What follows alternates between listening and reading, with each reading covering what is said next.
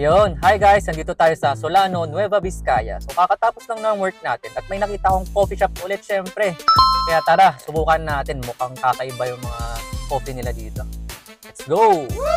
Yan, nandito na tayo guys. Ito.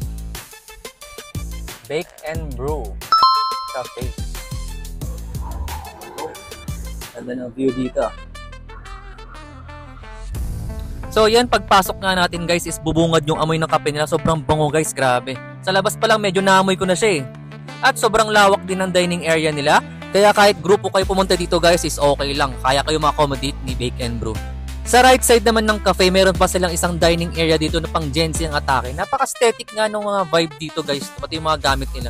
Kung gusto nyo mag-aral, meron din silang study table. At kung tambay naman, meron din silang sofa, free wifi at meron din charging port.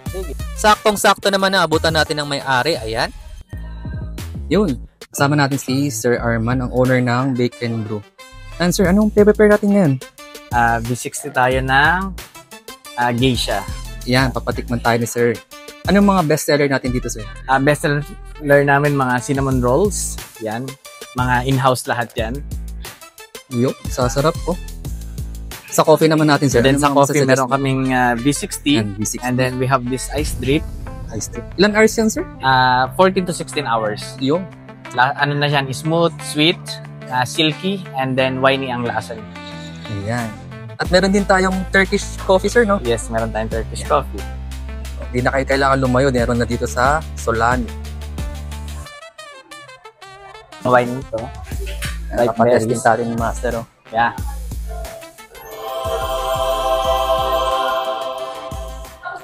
Oo nga, parang tasang wine. Parang ubas. No?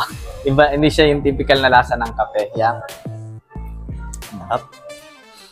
So ayan, so kahit na alam ko magpapalpitate ako pag ininom ko to, hindi ko pwedeng palampasin na hindi ko matikman ng Turkish coffee nila.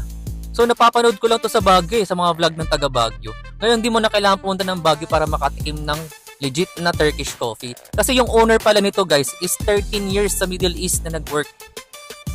Turkish coffee natin. 140. 8 ounce, sir, no? So guys, ito. Ito na yung Turkish coffee ni Sir Arman. Bake and Brew. Tikman natin. Sarap siya. Ang sarap guys, lasang smoked hazelnut siya guys. No? Bagay na bagay sa mga pastries nila. Marami ka nga pagpipilian dito pero ang best seller talaga nila is mga cinnamon rolls nila guys. Merong blueberry, classic, signature, may biscuit sila, tas double chocolate, strawberry chocolate guys at marami pang iba. Dito nga raw talaga sila nakilala kaya sure kang masarap. At habang nag-video nga ako guys, is sobrang takam ako. Lalo na yung nilabas nilang strawberry matcha na donut. Wow!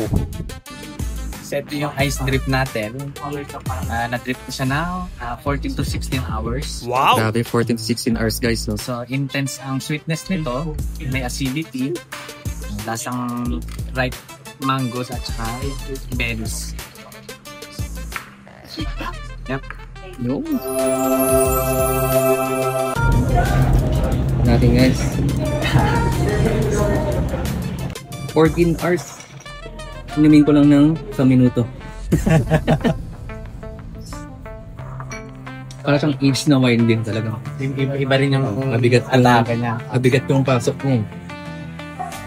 So sir, saan located yung store natin? Located kami dito sa may Bonfal West, Bayambang, Nueva Vizcaya. So guys, try nyo yung coffee namin.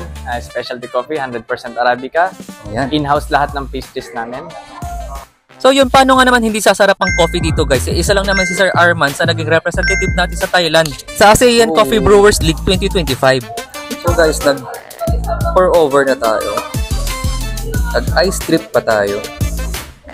Tsaka nag-Turkish coffee. So good luck na lang sa ating mamaya. Kaya naman kung specialty coffee ang hanap mo, ay makasigurado kang masarap dito. So yun guys, pauwi na tayo. So sa lahat ng mga taga Nueva Vizcaya dyan, try nyo kay Bake and Brew. Sobrang sarap ng mga cinnamon rolls nila. And also sa mga magmamanila dyan, dito kayo mag-stop over para mag-coffee. Ang sarap ng coffee nila dito, grabe. So kung gusto mo ng complete coffee experience, ito kayo kay Bake and Brew. Let's go!